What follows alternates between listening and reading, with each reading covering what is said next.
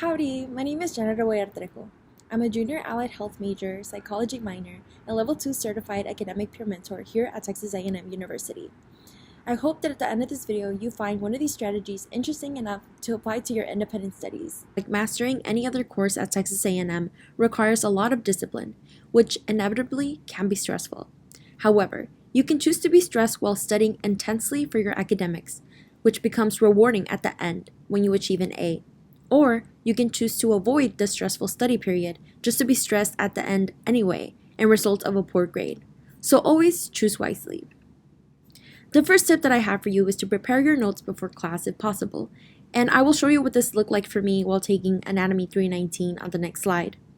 My professor posted the lecture's PowerPoint slides for lecture the night before, which allowed me to plan ahead and set up a Google Doc with all the PowerPoint slides ready to be typed under the next day.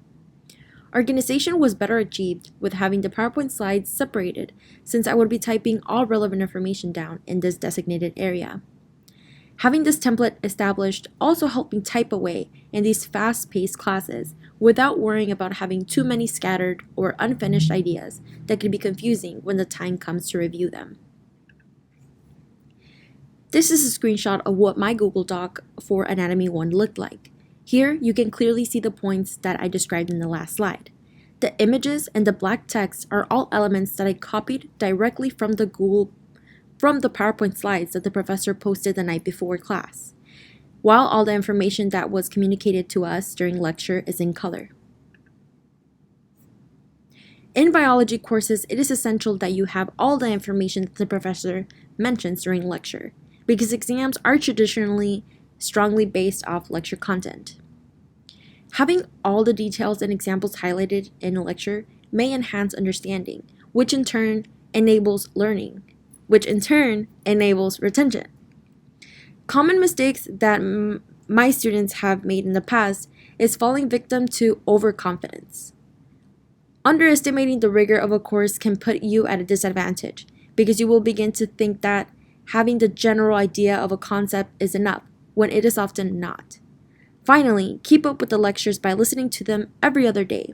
For example, if I have lecture on Tuesday, then I will catch up on the recording on Wednesday, and so forth, in order to avoid cramming the lecture videos closer to the exam and missing critical information.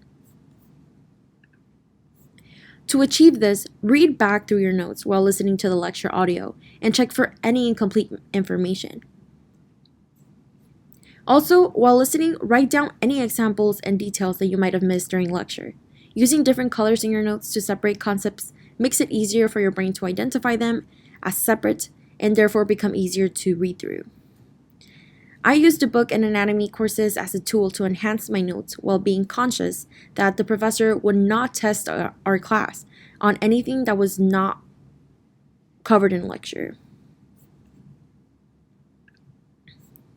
Here, I am demonstrating my favorite study strategy, which is taking concepts and draw pictures representing them literally. For example, virilation is represented in the first picture.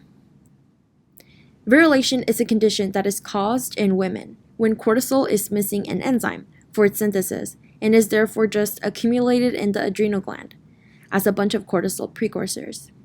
These cortisol precursors then form the hormone testosterone, which results in women developing secondary male features such as facial hair. The picture demonstrates a visual of an adrenal gland that has female characteristics such as breasts, and it also exhibits secondary male characteristics such as the facial hair, the little mustache, the bushy eyebrows, so that kind of represents that concept. The second picture is the immune system. The antigen presenting cell is in green, and it has a piece of an antigen that was found in their system.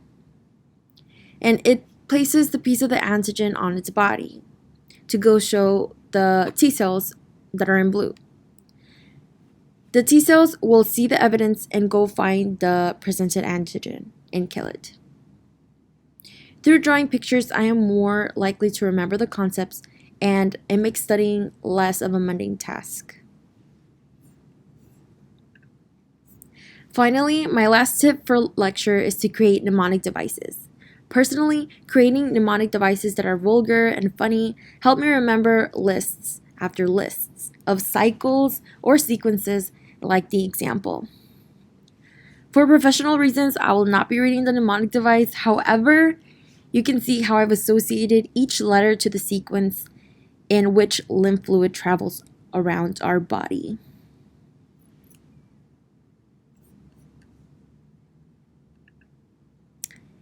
A very general tip that helped me through the lab portion of anatomy was to remember the order of structures rather than what they looked like, because the appearance often varies by picture, which the order does not.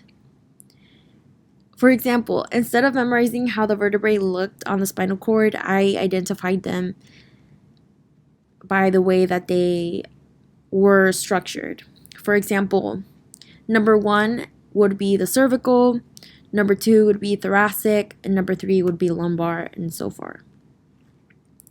This order strategy helped me a lot, especially with memorizing the muscles and nerves, which at times looked identical. That is all for my presentation. I hope that you all enjoyed learning some of my study tips for anatomy and physiology. If you're interested in enhancing your academic journey through our program, scan the QR code to meet with an academic peer mentor one-on-one. Thank you for watching and good luck.